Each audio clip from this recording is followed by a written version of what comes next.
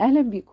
النهارده جاي اقدم لكم طريقه عمل مربى الفراوله في البيت بطريقه سهله جدا وصحيه زي ما انت شايفه بالشكل ده. يلا نبدا الفيديو ونعرف عملناها ازاي.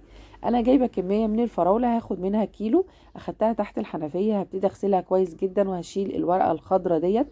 زي ما انت شايفه الفراوله بيبقى فيها رمله ناعمه خالص، لازم تغسليها كويس جدا وتصفيها كذا مره علشان تبقي ضامنه نظافتها. فراوله موجوده في الاسواق، هاتي منها واعملي منها فراوله. مربى الفراولة ديت هتنفعك جدا في الحلويات، في تزيين التورت، في السندوتشات، بجد بيبقى طعمها روعة.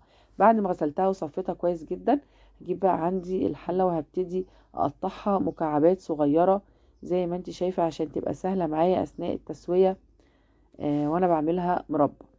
بعد ما قطعت الفراولة بالشكل ده، هكون محضرة عندي كوبايتين من السكر وعندي نص ليمونة.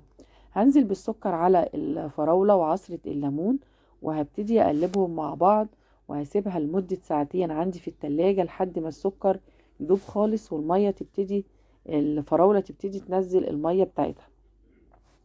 بعد ما الفراولة السكر داب فيها زي ما انت شايفة بالشكل ده، هاخدها بقى ارفعها على النار وهتبتدي تسخن معايا وتبتدي تغلي زي ما انت شايفة بالشكل ده، من غير اي مواد حافظة احنا حطيناها، هي بس فص الليمون دوت هيخليها تتقل ومادة حافظة ليها.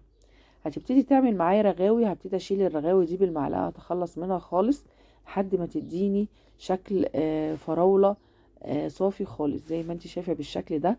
طبعا معاكي قناة مطبخ فوفا، لو اول مرة تشوفيني يلا اشتركي عندي وفعلي الجرس عشان كل جديد يوصلك.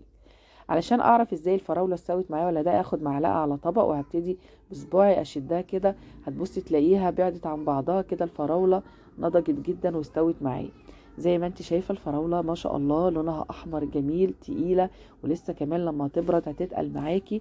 تحفظيها عندك بقى في برطمان في التلاجة، تطلعيها وقت الاستخدام، طعمها بجد تحفه. امشي بنفس الطريقه اللي قلتلك عليها باذن الله اللي هتعجبك. متنسيش اللايك والشير، والف هنا وشفا. سلام عليكم.